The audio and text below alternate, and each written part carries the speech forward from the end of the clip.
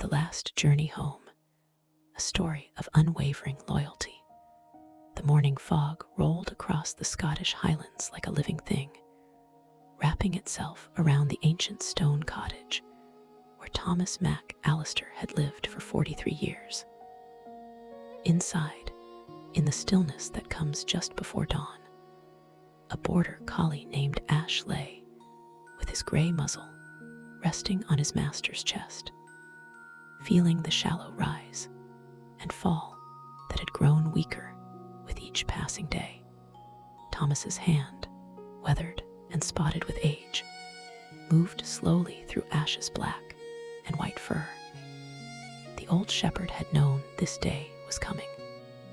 The doctors had told him months ago, but Thomas Mac Allister was not a man who spoke of such things. Instead, he had spent his remaining time doing what he had always done, walking the hills with Ash, tending his small flock of sheep, and watching the seasons change over the glens he had known since childhood. "Good boy," Thomas whispered, his voice barely audible in the quiet room. "You've been such a good boy, Ash." Ash's amber eyes, still bright despite his own advancing years, studied his master's face with an intensity that seemed to look beyond the physical. He had been with Thomas for 11 years, every single day since that cold March morning when Thomas had found him as a trembling puppy, abandoned in a cardboard box by the roadside. Ash's amber eyes, still bright despite his own advancing years, studied his master's face with an intensity that seemed to look beyond the physical. He had been with Thomas for 11 years, every single day since that cold March morning when Thomas had found him as a trembling puppy, abandoned in a cardboard box by the roadside. Thomas had been driving back from the market in Fort William when he saw the box. At first, he had driven past. It was none of his business, and he had enough to manage with the farm and the sheep. But something made him stop. Perhaps it was the memory of his wife, Mary, who had never been able to pass a creature in need without stopping. Perhaps it was simply the gnawing loneliness that had become his constant companion in the 2 years since her death. When he opened the box, he found 3 puppies. 2 were already dead, their small bodies cold and stiff. But the third, the smallest one, a black and white bundle barely bigger than Thomas's work-roughened hand, was still breathing, though just barely. The puppy's eyes weren't even open yet. He was shivering violently, his tiny body fighting a battle it seemed destined to lose. Thomas Mac Allister, who prided himself on being practical and unsentimental, felt something crack in his chest. He wrapped the puppy in his jacket, held him against his body for warmth, and drove straight to Dr. Fraser's veterinary clinic. "I give him a 30% chance," Dr. Fraser had said bluntly, after examining the tiny creature. "He's severely hypothermic, dehydrated, and probably hasn't eaten in days. Even if we can stabilize him, there could be permanent damage. Are you prepared for that?" Thomas had looked down at the puppy, who had somehow managed to open one eye, just a slit, but enough to fix Thomas with a gaze that seemed to contain a desperate plea. "Save me. Choose me. Don't leave me. Do whatever it takes," Thomas had said. For 3 weeks, Thomas lived at that clinic, sleeping in a chair by the puppy's warming box, feeding him every 2 hours with an eyedropper, monitoring every breath. Dr. Fraser protested that it wasn't necessary. She could handle the care. But Thomas wouldn't hear of it. "He's fought this hard to live," Thomas said. "The least I can do is fight alongside him. The puppy survived. More than survived, he thrived. By the time he was 6 weeks old, and Dr. Fraser deemed him healthy enough to go home, he had already bonded to Thomas with an intensity that surprised even the experienced veterinarian. "I've never seen a dog imprint this strongly," she remarked, watching the puppy follow Thomas with his eyes everywhere he moved. "It's like you're his entire world. What should I name him?" Thomas had asked, holding the now sturdy puppy in his arms. Dr. Fraser smiled. "What do you call something that rises from the ashes? Something that was left for dead but refused to die." And so the puppy became Ash. From the very beginning, Ash was exceptional. Border Collies are known for their intelligence, but Ash seemed to possess something beyond mere cleverness. He learned commands after hearing them once. By 4 months old, he could herd the sheep better than dogs twice his age. By 6 months, he could read Thomas's intentions from the slightest gesture, a tilt of the head, a shift in posture. But more than that, Ash seemed to understand Thomas in a way that went beyond training. When Thomas woke at night, chest tight with the grief he never spoke of, Ash would be there, pressing against him in the darkness. When Thomas stood at Mary's grave in the kirkyard, the same grave where Ash would one day keep his vigil, the dog would sit quietly beside him, not fidgeting or demanding attention, just being present. In the lonely years after Mary's death, Ash became Thomas's anchor. The rhythm of caring for the dog, feeding, grooming, training, playing gave structure to days that might otherwise have blurred into purposeless monotony. The companionship of the dog filled the silence that had threatened to swallow Thomas whole. They developed routines, Thomas and Ash. Morning walks through the hills, regardless of weather.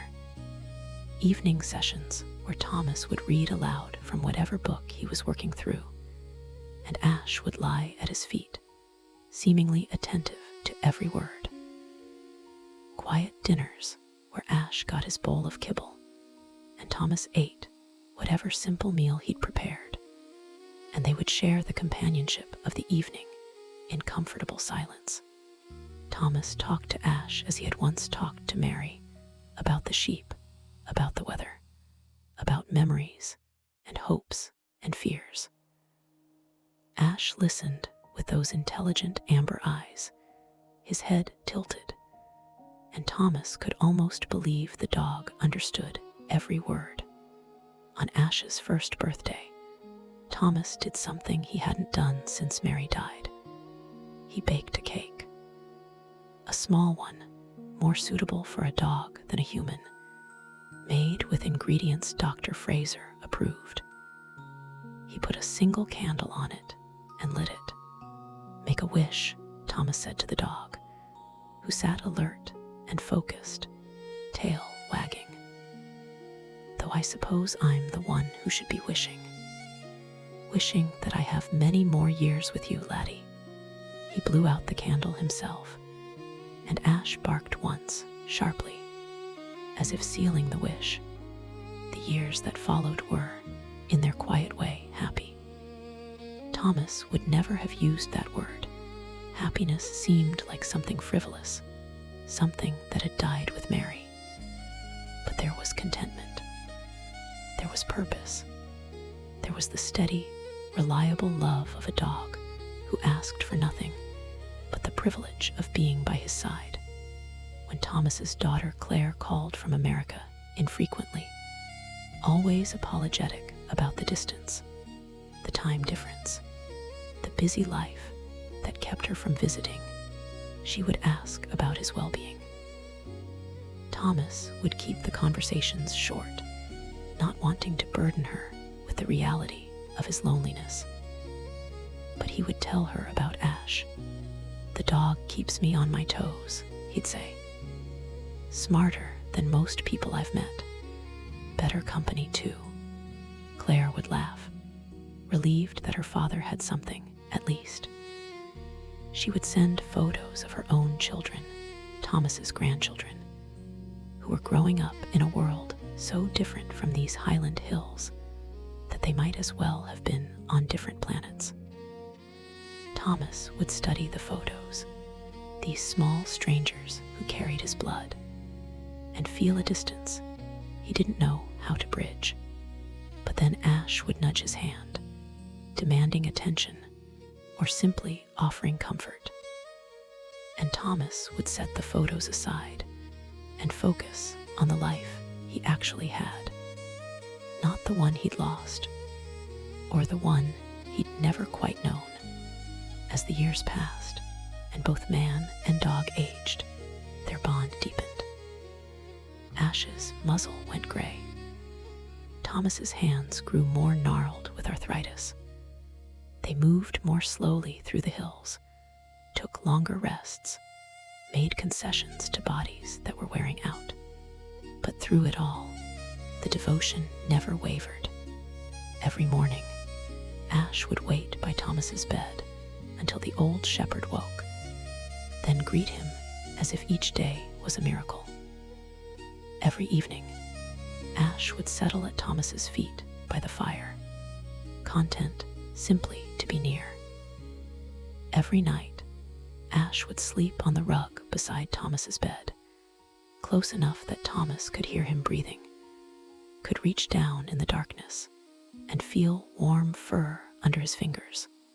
"You're a good lad, Ash," Thomas would say sometimes, for no particular reason except that it was true and needed to be said. The best lad. And Ash, in his way, would respond a soft wag of the tail, a gentle nuzzle, a gaze that conveyed more than words ever could. This was the bond that death would test. This was the love that would become legend. The shepherd had raised Ash not just as a working dog, but as a companion. They had no one else. Thomas's wife had passed away 2 years before he found Ash, and his only daughter lived in America with a family of her own. A life so distant it might as well have been on another planet. Letters came occasionally, phone calls on holidays, but the daily rhythm of life in the Highlands belonged to Thomas and Ash alone. As the first light began to creep through the cottage windows, Thomas's breathing changed. Ash felt it immediately, a shift in the pattern he had monitored through countless nights. The dog lifted his head, a soft whine escaping his throat. "It's all right, boy," Thomas managed, his eyes meeting Ash's one final time. "You take care of yourself now. You're a good dog, the best dog." And then Thomas McAllister closed his eyes and was still. Ash remained motionless for a long moment, his head tilted, listening for the breath that would not come again. Then, slowly, he laid his head back down on Thomas's chest, as if his presence alone could bring warmth back to the body that was growing cold. Time moves differently in the presence of death. For Ash, those 3 days existed outside of normal time. He did not count hours or mark the passage of sunlight across the cottage floor. He simply was, existing in a state of vigilant waiting that consumed every fiber of his being. His body told him things: hunger, thirst, the need to relieve himself. But these physical demands were distant, unimportant compared to the overwhelming imperative to stay close to Thomas. On the first day, Ash had laid his head on Thomas's chest, waiting for the rise and fall to resume. When it didn't, he moved to Thomas's hand, licking it gently, trying to coax warmth back into the cooling fingers. He whined softly, then louder, then released a howl that echoed through the empty cottage, a sound of pure incomprehension, a question with no answer. But Thomas did not wake. On the second day, Ash's working dog instincts began to assert themselves. The sheep needed tending. Thomas would want the sheep tended. So Ash left the cottage for the first time, moving mechanically through the familiar routine. He opened the pen. He had watched Thomas do it 1,000 times, knew exactly where to push with his nose. He led the small flock to pasture, nipping at heels, circling wide as he had been trained. He brought them water. He brought them back at dusk. And then he returned to Thomas's side. It was on the second night that Ash did something remarkable. As the temperature in the cottage dropped, some instinct, or perhaps some deeper understanding, prompted him to grip the blanket that lay folded at the foot of the bed. It took him several attempts, his teeth slipping on the fabric, but finally he managed to drag it up and over Thomas's body, tucking it as best he could around the still form. If Thomas was sleeping, Ash seemed to reason, he would need to stay warm. On the third day, the sheep were fed again. The water bowl in the cottage was licked dry.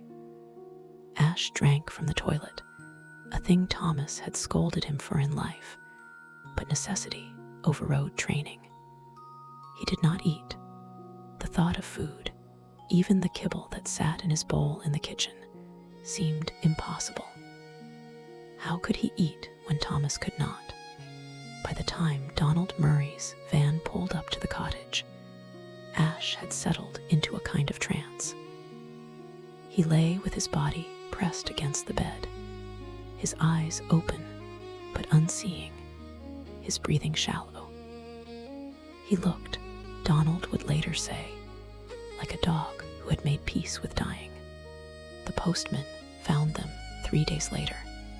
Donald Murray had been delivering mail to this route for 15 years, and he knew Thomas Mac Allister's habits well enough to know something was wrong when the post from 3 consecutive days remained uncollected in the box. The sheep were making a terrible noise too, unfed and calling from their pen. When Donald pushed open the cottage door, it was never locked. Nothing was locked this far into the hills. He found Ash lying beside Thomas's bed, the old shepherd's body carefully covered with a blanket. It took Donald a moment to realize that Ash had pulled the blanket up himself, dragging it from the foot of the bed with his teeth. "Oh, Thomas," Donald breathed, removing his cap. Then, more gently, "Come here, boy. Come on, Ash." But Ash would not move. He had left Thomas's side only to drink water and to care for the sheep. Donald could see the pen had been opened. The flock led to pasture and back, their water trough filled. But each time, Ash had returned to this spot beside the bed, waiting for Thomas to wake up. The authorities came. Then the doctor. Then the funeral home. Through it all, Ash remained silent and watchful, his eyes following every person who entered the cottage, but never leaving the vicinity of Thomas's body. It was Margaret Sutherland, Thomas's nearest neighbor 5 miles down the glen, who finally coaxed Ash outside. She had known Thomas for decades, had brought him meals after his wife died, had been the closest thing to family the old shepherd had in Scotland. "Come now, Ash," she said softly, kneeling beside the dog. "You've done your duty, brave lad. Thomas would want you cared for now." Whether Ash understood the words or simply recognized the kindness in her voice, he finally stood, his legs stiff from days of lying still. Margaret led him outside into the sunshine. And for the first time since Thomas had died, Ash allowed himself to be led away from his master's side. But not for long. The funeral was held at the small kirk in the village of Glenfinnan, where Thomas had been baptized, married, and now would be laid to rest. Margaret brought Ash, thinking it might bring the dog some peace to be present. The village had turned out in force. Thomas Mac Allister had been a quiet man, but he was respected, known for his fairness and his skill with sheep. Reverend Campbell spoke of a life well lived, of duty and devotion, of the quiet strength that marked the Highland character. But his words were interrupted by a sound that made everyone turn. Ash had been sitting quietly beside Margaret in the front pew. But as the pallbearers lifted Thomas's casket, the dog released a howl that seemed to contain all the grief of the world. It was not the sound of a dog, but something deeper, more primal, a sound of pure loss. "Hush now," Margaret whispered, her hand on Ash's head. But the dog continued to cry, his whole body shaking with the force of his sorrow. They buried Thomas Mac Allister in the kirkyard overlooking the loch, with the mountains rising beyond and the wind carrying the scent of heather. As the first shovel of earth fell on the casket, Ash pulled free from Margaret's gentle hold and threw himself at the grave, his paws scraping at the ground as if he could dig down to Thomas, could somehow bring him back. It took 3 men to pull him away, and even then, Ash's eyes remained fixed on the spot where his master lay. Margaret took Ash home to her cottage, a tidy place with a small garden and 2 cats who viewed the newcomer with extreme suspicion. She had lost her own husband years ago and understood something of loneliness, of the ache that comes from loving someone who is gone. For the first week, Ash barely moved. He ate only when Margaret hand-fed him, and then only a little. He slept in the corner of her kitchen, his head on his paws, his eyes open and staring at nothing. The spark that had made him such a remarkable working dog seemed to have died with Thomas. But on the 8th day, something changed. Margaret woke to find Ash gone. The front door, which she was certain she had latched, stood open. Her heart sinking, she called his name, but she knew where he had gone. She found him at the kirkyard, lying on Thomas's grave. The earth had been smoothed and a simple stone erected. Thomas Mac Allister, 1945-018, beloved shepherd. Ash had dug a small hollow in the dirt beside the grave and lay curled in it, his nose almost touching the headstone. "Oh, Ash," Margaret sighed, kneeling beside him. "You can't stay here, laddie. Come home now." But Ash would not be moved. When Margaret tried to lead him away, he planted his feet and pulled backward. When she picked him up, no easy task, with an 11-year-old border collie, he struggled with such distress that she had to set him down again. Finally, she sat beside him on the ground, the morning dew soaking through her skirt. "I understand," she said quietly. "I do. But Thomas wouldn't want this for you. He'd want you to live, Ash, to be happy." Ash's only response was to lay his head down on the grave and close his eyes. And so began a strange new rhythm. Each morning, Margaret would find Ash gone. Each morning, she would walk the mile to the kirkyard and find him in the same place, on Thomas's grave. She began bringing his breakfast there, and water, which Ash would accept with a brief lick to her hand. The only acknowledgement he gave that he knew she was trying to help. Margaret Sutherland understood grief in a way that few others in the village did. She had lost her husband Andrew to cancer 15 years earlier, had nursed him through the final terrible months, had held his hand as he slipped away. She had lost a son in infancy, 40 years past, a pain that had never fully healed. She knew that grief was not something you got over, despite what well-meaning people said. It was something you learned to carry, a weight that became part of you. But she had never seen grief like Ash's. In the first weeks, she tried everything to coax him away from the grave. She brought his favorite treats, the beef jerky that Thomas used to give him after a good day's work.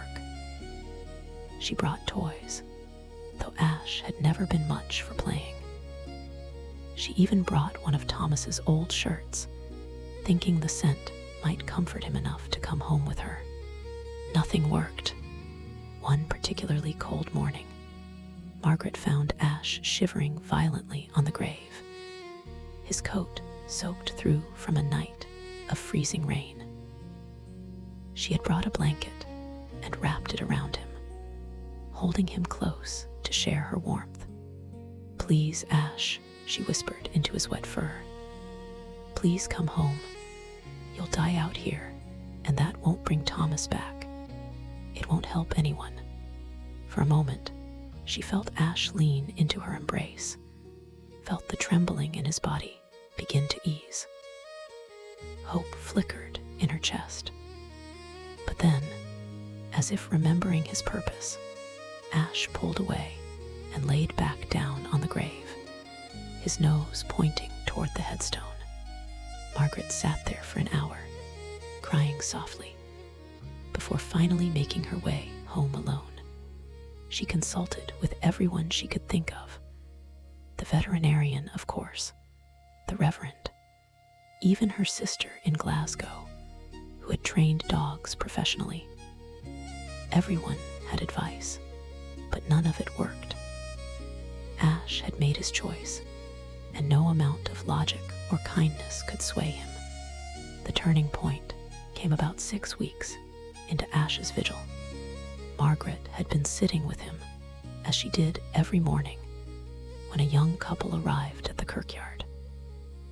They were tourists, clearly, with expensive cameras and matching hiking gear. They approached Ash, cooing and trying to pet him, treating him like a curiosity. "Oh my God, is this the famous dog?" the woman squealed.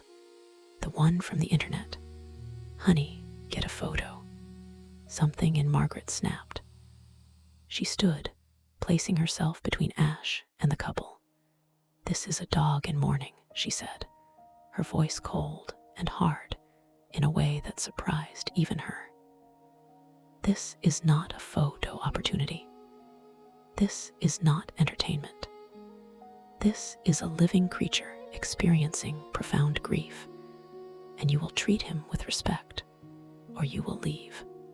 The couple stammered apologies and retreated.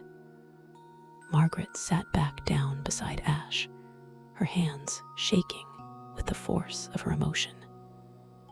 And for the first time since Thomas's death, Ash looked directly at her, really looked at her, with those intelligent amber eyes. He moved closer, just an inch, and rested his head on her knee. Margaret cried then, not the quiet tears she'd shed before, but deep, wrenching sobs that came from somewhere primal. She cried for Thomas, for Ash, for her own losses, for all the love in the world that ends too soon. And Ash stayed pressed against her, offering what comfort he could, even in the depths of his own grief. From that day forward, their relationship changed. Ash still wouldn't leave the grave, but he began to accept Margaret's presence as something more than an annoyance to be endured. When she arrived each morning, His tail would move slightly, not a wag exactly, but an acknowledgement. When she sat beside him, he would lean into her warmth. When she talked, and Margaret talked quite a lot, finding in Ash a listener who never judged or interrupted, he would watch her face with something like understanding. Margaret told Ash things she had never told anyone. About Andrew, about how she still set a place for him at breakfast sometimes, just out of habit. About her son Jamie, who would have been 42 now, who she still thought about every single day. About the loneliness of widowhood, the way people treated you differently, as if grief were contagious. "I know what you're feeling," she told Ash one morning, watching the sunrise paint the loch orange and gold. That sense that the world has gone on without them, and how wrong that feels. How dare the sun rise? How dare the birds sing? How dare life continue when the person we loved most is gone? Ash's ears twitched at her words, and he released a sound somewhere between a whine and a sigh. "But here's what I've learned, laddie," Margaret continued, her hand resting on his head. "The love doesn't go away. It transforms. It becomes part of who you are, part of how you move through the world. Andrew's been gone 15 years, but I carry him with me every day. In the way I tend my garden, he taught me everything I know about roses. In the way I make my tea, always a little too strong, just how he liked it. In 1,000 small ways, he's still with me." She paused, looking at the headstone. "Thomas is still with you too, Ash. Not in the way you want. Not in the way that means you can see him, touch him, work the sheep together. But in here," she touched Ash's chest gently, "he's still here. And he always will be." Whether Ash understood the words or simply the tone, something shifted. He didn't leave the grave, but the quality of his vigil changed. He seemed less like he was waiting for Thomas to return, and more like he was simply choosing to be near him. It was a subtle distinction, but Margaret felt it. She also noticed Ash starting to take more interest in the world around him. A bird landing nearby might catch his attention for a moment. When children visited with their parents, he would watch them with something that might have been curiosity. He even once almost wagged his tail when Margaret brought him a particularly good piece of sausage. "You're still in there," Margaret said softly, seeing these small signs. "The Ash that Thomas loved, he's still in there." The villagers began to notice. Glenfinnan was a small place where everyone knew everyone else's business, and the sight of the faithful dog keeping vigil at his master's grave touched something deep in the collective heart of the community.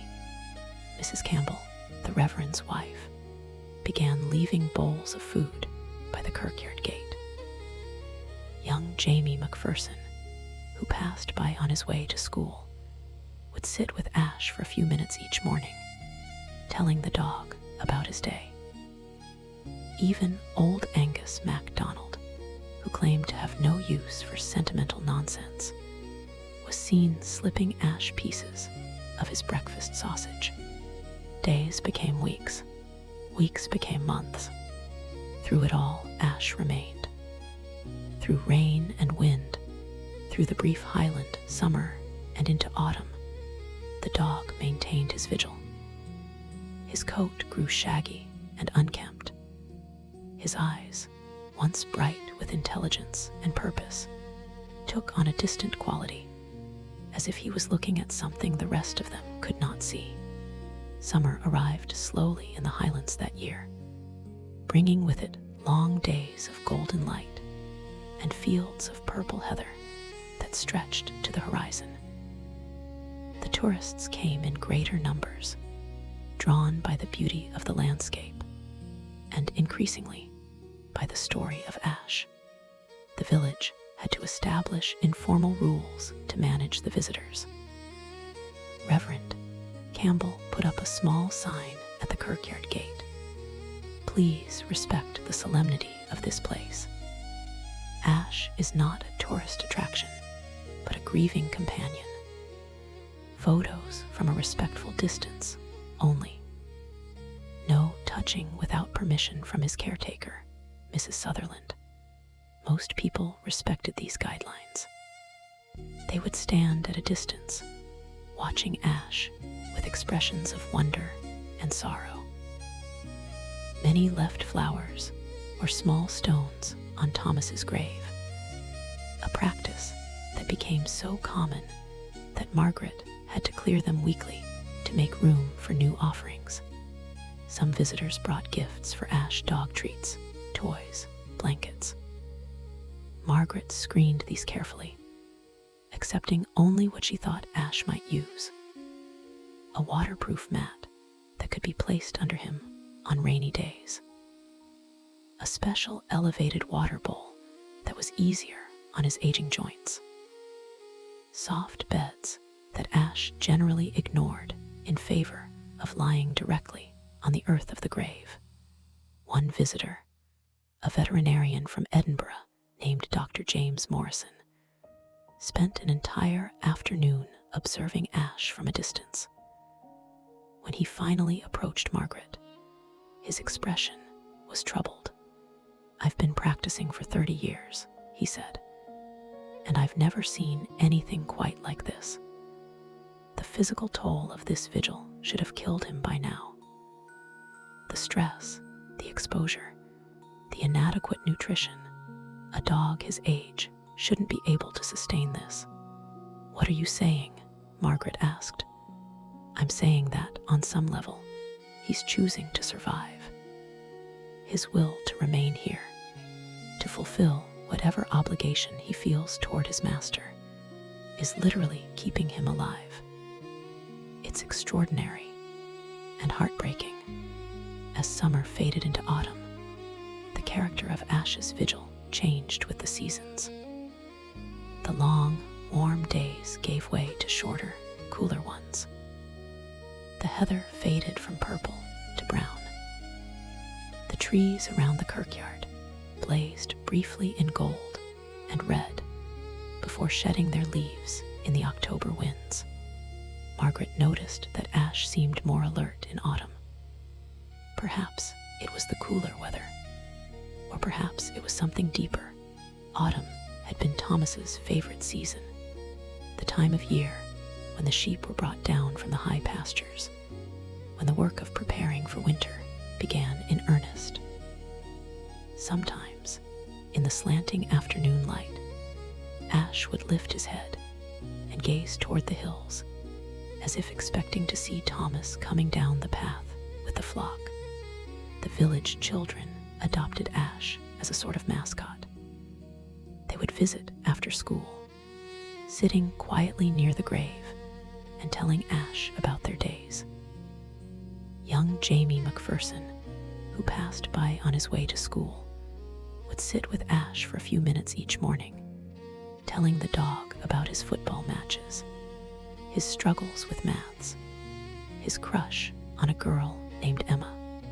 "Mida says you're the most loyal dog that ever lived," Jamie told Ash one morning, sitting cross-legged beside the grave. "He says loyalty like yours is rare even in people, and we should all try to be more like you." Ash, who generally showed little reaction to visitors, turned his head to look at the boy. For a moment, their eyes met, and Jamie felt something pass between them, an acknowledgement, perhaps, or a blessing. "I'll try to be loyal like you," Jamie promised. "To my family and my friends and the people I love. I'll try to be the kind of person who stays, even when it's hard." From that day forward, Jamie visited every morning without fail, rain or shine, becoming as much a part of Ash's vigil as the dog himself. The village also organized a rotation of watchers, people who would check on Ash throughout the day and night, ensuring he was safe and as comfortable as possible. Mrs. Campbell took the morning shift before her husband's church duties began. Old Angus MacDonald, despite his professed dislike of sentimentality, took the evening shift, often bringing his dinner and eating quietly beside the grave, talking to Ash about the weather and the sheep prices and whatever else came to mind.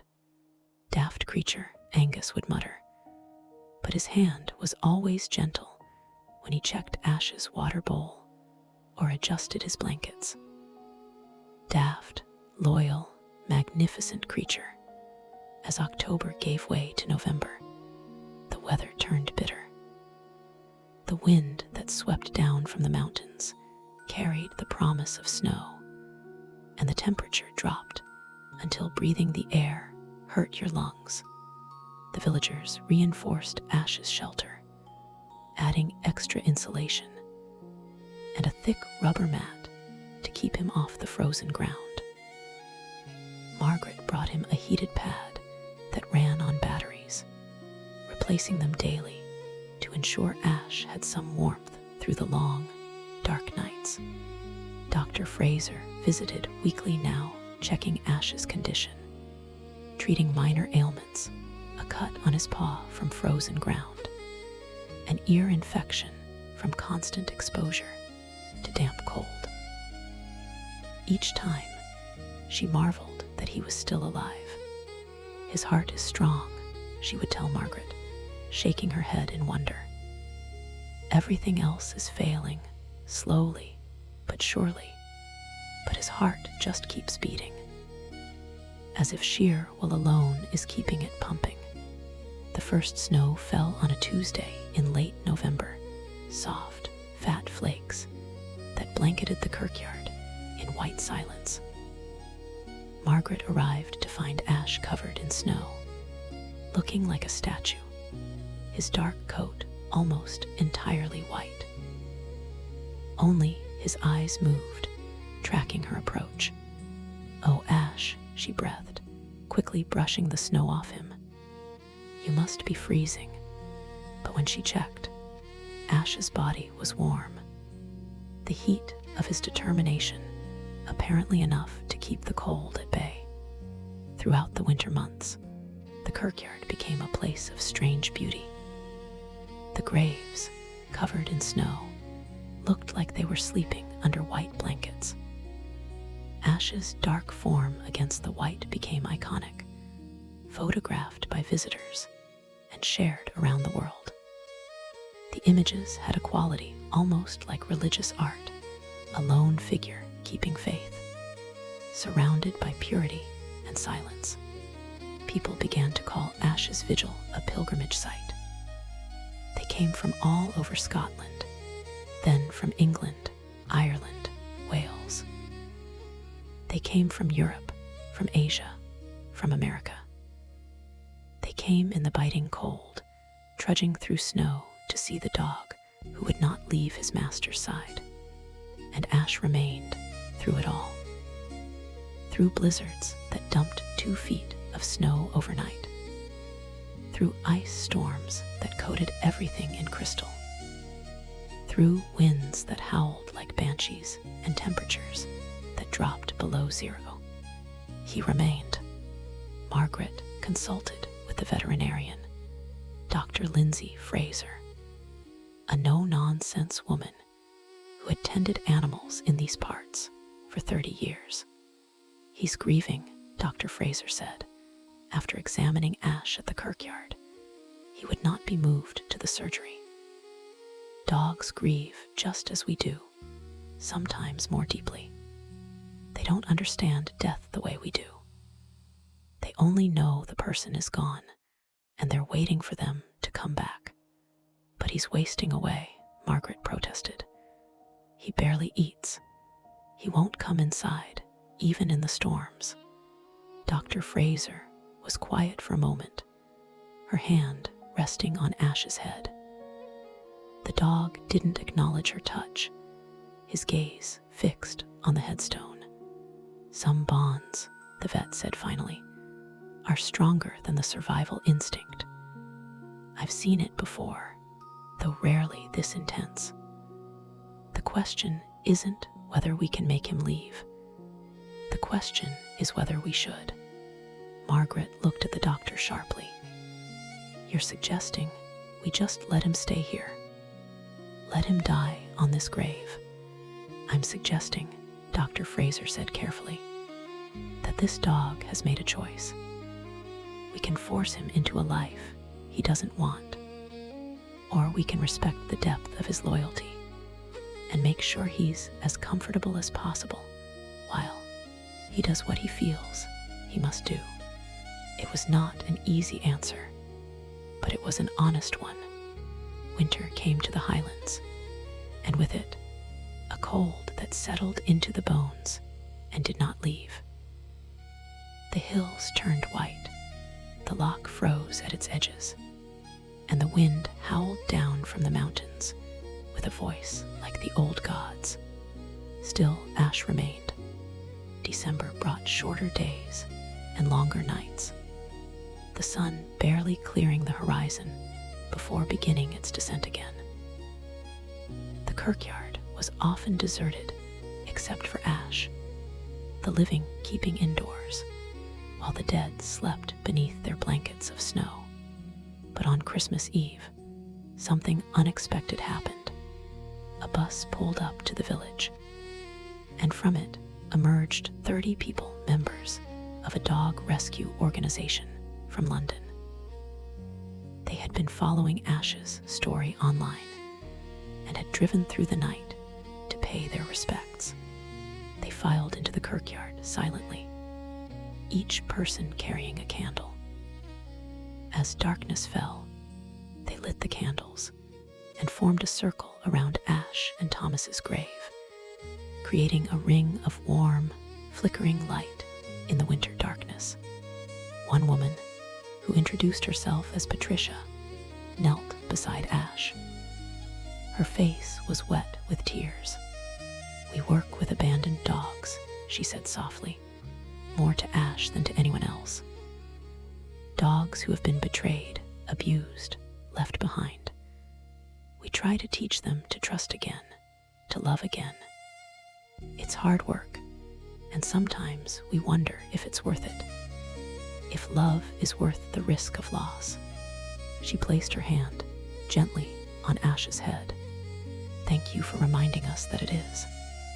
Thank you for showing us what love really looks like. Not the easy moments, but this faithfulness, this refusal to abandon. Every dog we save from now on, we save in honor of what you're doing here." The group sang carols, their voices carrying across the frozen kirkyard. And for the first time in months, something that might have been peace crossed Ash's face. After they left, Margaret found a donation envelope tucked into Ash's shelter. £5,000 for his care, from the rescue organization. "They wanted to make sure you're looked after," she told Ash, tucking an extra blanket around him. "People you've never met, whose lives you've touched from hundreds of miles away." In January, a different kind of visitor came, a hospice worker named Eileen from Inverness.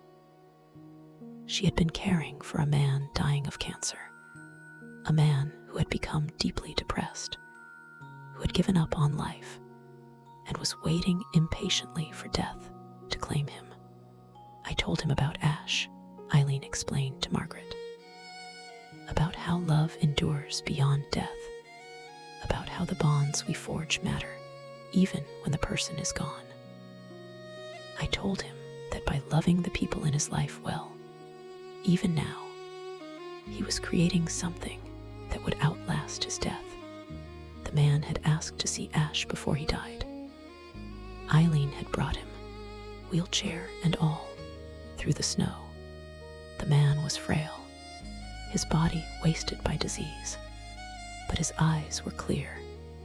He watched Ash for a long time without speaking. Finally, he reached out a trembling hand. Ash, who rarely acknowledged visitors anymore, did something remarkable. He stood, moved to the wheelchair, and placed his head in the man's lap.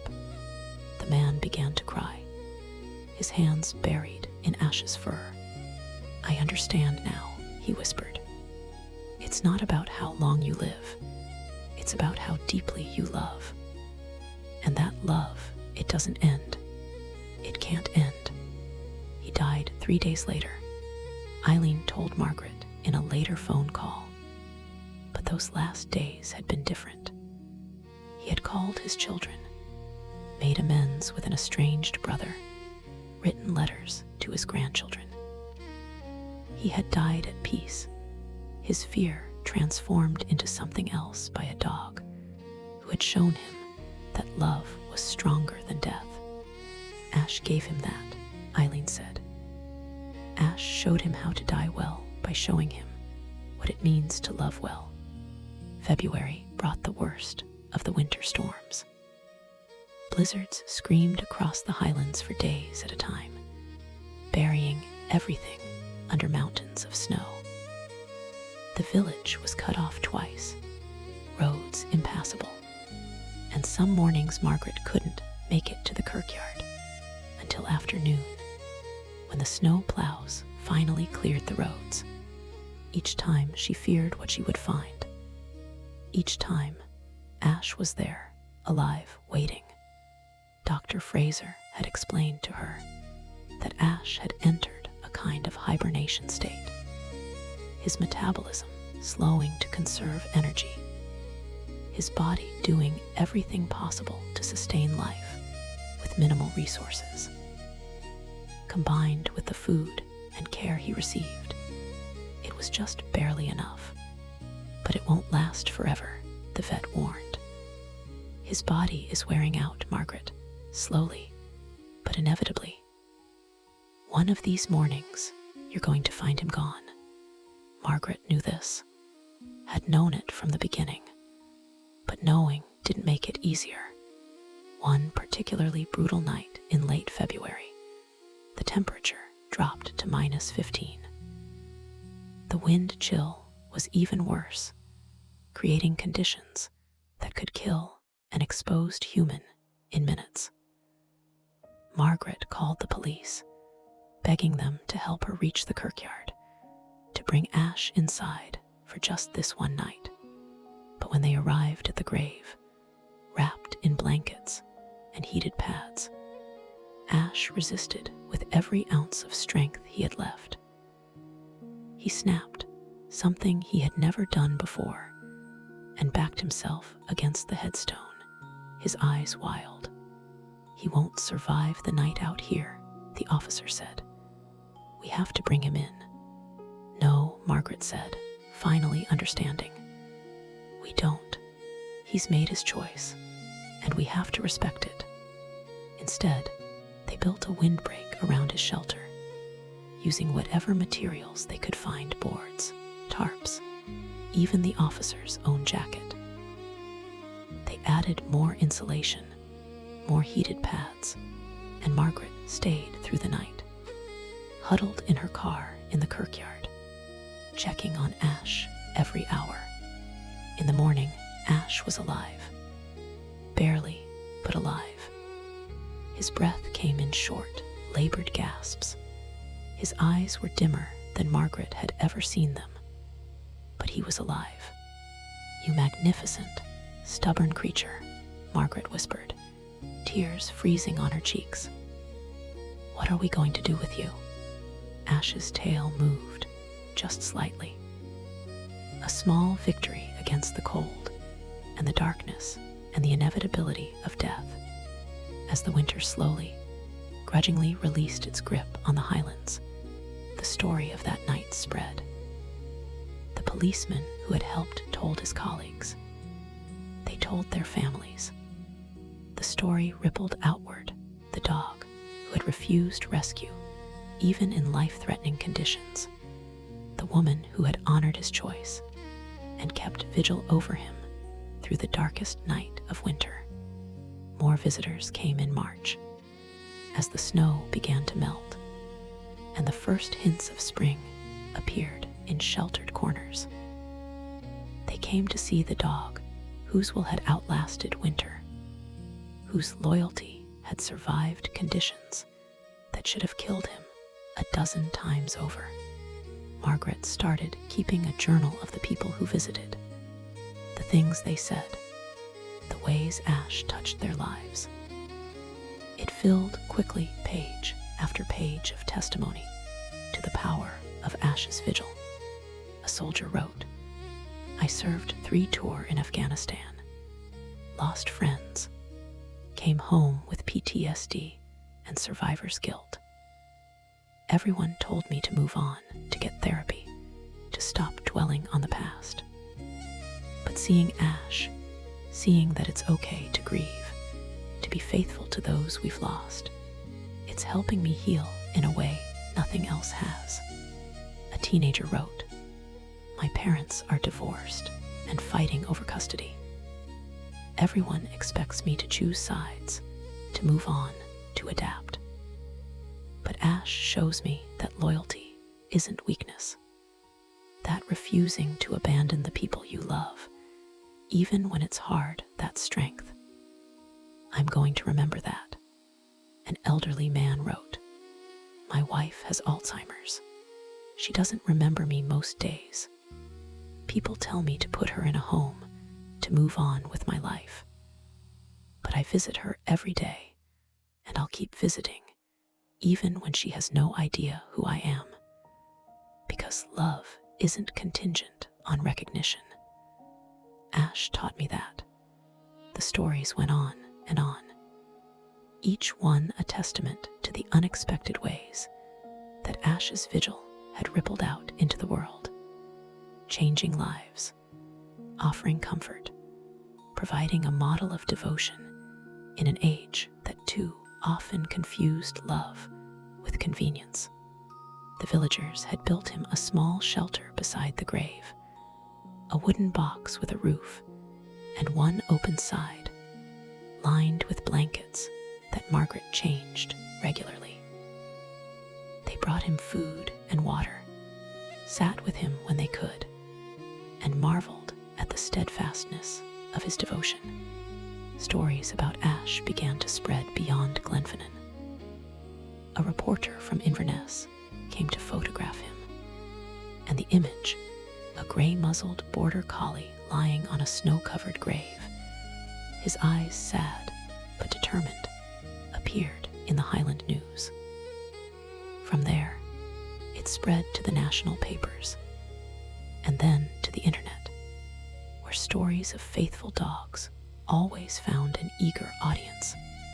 People began coming to the kirkyard to see Ash for themselves. Some came out of curiosity, others out of a deeper need, people who had lost someone they loved, and found comfort in the visible proof that love did not end with death. Margaret found herself becoming a sort of guardian and interpreter of Ash's vigil. She screened visitors, turning away those who seemed interested only in spectacle, welcoming those who came with genuine hearts. She told them about Thomas, about the quiet shepherd and his loyal companion, about 11 years of companionship in the isolated beauty of the Highlands. They were all each other had, she would say. And when you love someone that deeply, you don't just stop because they're gone. Love doesn't work that way. At least, not for Ash. One visitor, an elderly woman named Catherine, who had lost her husband of 53 years, sat with Ash for nearly an hour, tears streaming down her weathered face. "I understand," she whispered to the dog. "I understand exactly how you feel. The world doesn't make sense without them, does it? Everything's just wrong." Ash, for the first time in months, moved. He turned his head and laid it on Catherine's lap, a small gesture that broke the dam of her grief. She wept openly, her hands buried in his fur, and when she finally stood to leave, there was something lighter in her bearing. "Thank you," she said to Ash, to Margaret, to the air itself. "Thank you for showing me I'm not crazy. That this love, this pain, it's real. It matters."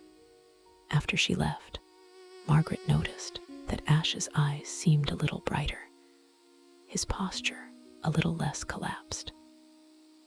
It was as if in comforting the woman, he had found some small purpose beyond his grief. Spring came slowly to the highlands, as it always did. The snow retreated grudgingly, revealing the purple heather and bright green grass beneath. Birds returned to nest in the trees around the kirkyard, their songs filling the air with promises of renewal. Ash had been on Thomas's grave for nearly a year. He was thin now, despite everyone's efforts to feed him well. His coat, once lustrous black and white, had faded to gray and white, and he moved with the stiffness of an old dog whose body was wearing out. But his eyes still held that same fierce determination, that unbreakable loyalty that had brought him here and kept him here through all the months. Dr. Fraser visited regularly now, checking Ash's condition, making sure he wasn't in pain. "His heart is strong," she told Margaret after one such visit. "Physically, there's nothing wrong with him that wouldn't be wrong with any dog his age. But I've seen enough animals to know he's ready. He's just waiting." "Waiting for what?" Margaret asked, though she thought she knew. "To be with Thomas again. In whatever way dogs understand that." It was a Tuesday morning, in late April, when it happened. Margaret made her usual walk to the kirkyard, carrying Ash's breakfast and fresh water. The morning was beautiful, the kind of day that made you believe in the possibility of happiness, with sunshine warming the air and a soft breeze carrying the scent of wild roses. She found Ash in his usual place, but something was different. He was lying on his side, his breathing shallow but peaceful. His eyes were open, looking at the headstone, and on his face, if a dog can be said to have expressions, was something that looked like contentment. "Oh, Ash," Margaret whispered, kneeling beside him. She set down the food and water and stroked his head gently. "Is it time, then?" Ash's tail moved, just slightly. A small acknowledgement of her presence, her kindness, all the months she had cared for him. Margaret sat with him as the sun rose higher, talking softly about nothing and everything. She told him about Thomas, about what a good man he had been, what a lucky man to have been loved so deeply. She told Ash what a good dog he was, the best dog, just as Thomas had said. "You've been so faithful," she said, her voice breaking. "So true. If love could bring someone back, Ash, your love would have moved mountains. But I think maybe it's time to rest now. Time to let go." As if he had been waiting for permission, Ash released a long, slow breath. His eyes, which had been fixed on Thomas's headstone, slowly closed. The tension left his body, and for the first time in a year, he looked truly at peace. Margaret stayed with him as his breathing grew slower, softer, until finally it stopped altogether. She cried then, not just for Ash, but for Thomas, for all the love in the world that ends in loss, for the beautiful, terrible loyalty that binds us to each other beyond reason, beyond even death itself. They buried Ash beside Thomas's grave. The entire village turned out for it, along with many of the people who had come to visit Ash during his long vigil. Reverend Campbell said words over the small grave, speaking of faithfulness and love, of the bonds between humans and animals that reflect something divine. "We talk about loyalty as a virtue," he said, looking out at the assembled crowd. "But Ash showed us what loyalty truly means. It's not convenient. It's not easy. It's not reasonable or logical. It's a commitment that transcends circumstances, that endures beyond hope, that continues even when continuing seems impossible." Ash loved Thomas McAllister with a purity we humans can only aspire to. And in doing so, he taught us all something about the nature of love itself. They placed a small stone marker beside Thomas's grave. "Ash, faithful companion, 2072-019. Beneath it, an inscription that Margaret had chosen. He loved without measure and without end. But the story didn't end there. In the weeks and months that followed, something unexpected happened. The kirkyard in Glenfinnan, once a quiet place visited only by locals tending family graves, became a destination. People came from all over Scotland, from England, from around the world, to see the two graves side by side. They came because Ash's story had touched something universal. In an age of cynicism and disposability, here was proof that absolute devotion still existed. Here was a story of love that demanded nothing and gave everything, that asked no questions and made no complaints, that simply was, in all its pure and terrible beauty. Many who came left flowers or small stones on the graves. Some left notes, letters to Ash or Thomas, or both, sharing their own stories of loss and love. Margaret collected these notes and kept them in a box in her cottage, reading them sometimes when the loneliness of her own life seemed too heavy to bear. One note from a young woman whose husband had died in a car accident read, "I came here because I needed to know that what I'm feeling, this inability to move on, this sense that the world ended when he died, that it's not madness.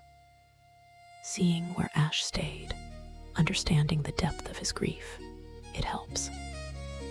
It tells me that great love deserves great grief. Thank you, Ash. Thank you for showing me I'm not alone in this." Another from an elderly man. "I served in the war with a dog named Rex. He saved my life twice and died protecting our unit. I've never forgotten him, and I've never stopped missing him. Seeing Ash's grave reminds me that the love between a person and their dog is real, is worthy, is worth remembering. Thank you for honoring that." The notes came in many languages: French, German, Japanese, Spanish. They came from teenagers and from people in their 90s. They came from dog lovers and from people who had never owned a pet but understood, on some fundamental level, what Ash's vigil meant. A year after Ash's death, the village council erected a bench near the graves with a bronze plaque that told Ash's story. Artists came and sketched the scene. A children's book was written, telling the tale in simple words that nonetheless captured the profound truth at its heart. Margaret, who had never sought attention, found herself the keeper of Ash's legacy. She gave interviews sparingly, always trying to keep the focus on the bond between Thomas and Ash rather than on herself. But she understood that she had witnessed something rare and precious, and she felt a responsibility to share it honestly. "People ask me if it was sad," she said in one such interview. "Watching Ash waste away on that grave, refusing to leave. Of course it was sad. It was heartbreaking. But it was also beautiful. We live in a world that tells us to move on, to get over it, to be practical and sensible. Ash rejected all of that. He said, through his actions, that love is more important than survival, that loyalty matters more than comfort, that some bonds are worth dying for. How can that not be beautiful?" 5 years after Ash's death, on a warm summer afternoon, a young woman named Sarah McAllister visited the kirkyard in Glenfinnan. She was Thomas's granddaughter, the child of his daughter who had moved to America. She had been only 12 when her grandfather died, and the family had not made it back in time for the funeral. But she had never forgotten him, the tall, quiet man who had visited them once when she was small, who had taught her to whistle and told her stories about sheep and hills and the wind over the moors. She had read about Ash online, seen the photos, read the articles. And now, at 21, traveling through Scotland on her own, she had come to pay her respects. Margaret, now in her 80s, but still sharp and spry, found Sarah sitting between the two graves, crying softly. "You must be Thomas's granddaughter," Margaret said gently. "You have his eyes." Sarah looked up, wiping her tears. "I'm sorry. I never really knew him. My mom lost touch with him after my grandmother died. I think it was too painful for her, being so far away. And then he was gone, and I realized I'd missed my chance to know him." Margaret sat down beside her on the grass. "Your grandfather was a good man. Quiet, but good. He loved these hills, loved his sheep, and he loved Ash more than anything. I wish I'd known about Ash while he was alive," Sarah said. "I wish I could have seen them together. They were remarkable together," Margaret said. "You could see it in the way Ash looked at Thomas, like he was the center of the universe. And Thomas, for all his rough shepherd ways, was gentle with Ash. Patient, loving." They sat in comfortable silence for a moment, and then Sarah asked, "Do you think Ash understood that my grandfather was really gone?" Margaret considered the question carefully. "I think Ash understood death in his own way. Not the way we do, perhaps. But he knew Thomas wasn't coming back, and he made a choice to stay with him anyway. That's what made it so remarkable. He wasn't waiting in denial. He was choosing to remain faithful, even knowing it was forever." Sarah struggled for words. "That's the most beautiful and saddest thing I've ever heard." "Yes," Margaret agreed. "It's both. Love is like that sometimes." Before she left, Sarah placed a small bouquet of heather on each grave, one for the grandfather she had barely known, one for the dog who had loved him with a purity she could only imagine. "Thank you," she said to both of them, to the ground, to the memory. "Thank you for showing me what love looks like." Years passed, as years do. Margaret Sutherland passed away in her sleep at the age of 86 and was buried in the same kirkyard, not far from Thomas and Ash. In her will, she left a small endowment to ensure that both graves would be maintained in perpetuity, that the flowers would always be fresh, that the story would always be told. The village of Glenfinnan grew slowly, as Highland villages do, but the kirkyard remained a place of pilgrimage. On any given day, you might find someone sitting by the two graves, reading, thinking, crying, or simply being present with the weight of the story. A documentary was made, tasteful and understated, that told Ash's story without sensationalizing it. It won awards and brought even more visitors to the small kirkyard. But the village managed it well, preserving the quiet dignity of the place while welcoming those who came with open hearts.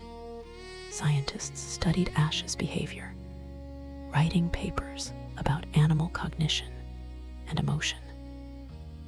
Theologians debated what his loyalty meant in the context of faith and devotion. Poets wrote verses trying to capture the ineffable quality of his vigil. But perhaps the most important legacy was simpler than all of that. All over the world, people who heard Ash's story looked at their own dogs differently. They paid more attention to the way their pets looked at them, the way they followed them from room to room, the way they waited by the door each evening for their return. They understood, perhaps for the first time, that the love they received from these animals was real, was profound, was worthy of honor. And when those dogs passed away, as all dogs must, their owners grieved more openly, less ashamed of the depth of their sorrow. Because Ash had shown them that such love deserved such grief, that to diminish it was to diminish the bond itself. In nursing homes and hospitals, Ash's story was shared with patients struggling with loss. In schools, children learned about loyalty and love through his example. In therapy sessions, people spoke of Ash's vigil as a mirror for their own grief, a validation of feelings they had been told were excessive or unhealthy. The story spread and evolved, as all great stories do. In some versions, Ash waited only months. In others, he waited years. Some said he died of a broken heart. Others said he died of old age, content to be joining Thomas at last. The details shifted with each telling, but the essential truth remained constant. A dog had loved a man so completely that death itself could not sever the bond. Today, if you visit the kirkyard in Glenfinnan, you will find two graves side by side, both covered in flowers left by visitors from around the world. You will find the bronze plaque telling the story, and the bench where you can sit and contemplate the meaning of loyalty, of love, of bonds that transcend the rational and touch something eternal. You might find other visitors there, some crying, some smiling, some doing both at once. You might hear languages from every corner of the globe, but the emotions are universal. Recognition, longing, gratitude, grief, and above all, a profound appreciation for the capacity of one small dog to show us the depths of which love is capable. And if you sit there long enough, in the quiet of that Highland kirkyard, you might feel something, a presence, perhaps, or just the weight of the story itself. You might feel the thin place between grief and joy, between ending and eternity, between losing someone and keeping them forever in your heart. You might understand, in a way that words cannot quite capture, what Ash understood from the beginning, that love is not measured in time, but in devotion, not in logic, but in loyalty, not in what we gain, but in what we give without expecting anything in return. And you might leave that place changed, carrying with you the story of a shepherd and his dog, a story that reminds us all that in a world of constant change and uncertainty, some things remain true. The bonds we forge with those we love, the faithfulness that defines us in our darkest hours, and the knowledge that to love deeply is the greatest privilege and the greatest pain we can know. Ash waited on Thomas's grave for 1 year, 2 months, and 11 days. But the story of his loyalty will wait forever, a testament to the unbreakable bond between a man and his dog, and to the truth that love, real love, never truly ends. It only transforms. It only endures. It only waits, patient and faithful, for the day when all that has been separated will be reunited, and the waiting at last will be over. The end, in memory of all the faithful companions who have taught us what it means to love without condition, without measure, and without end.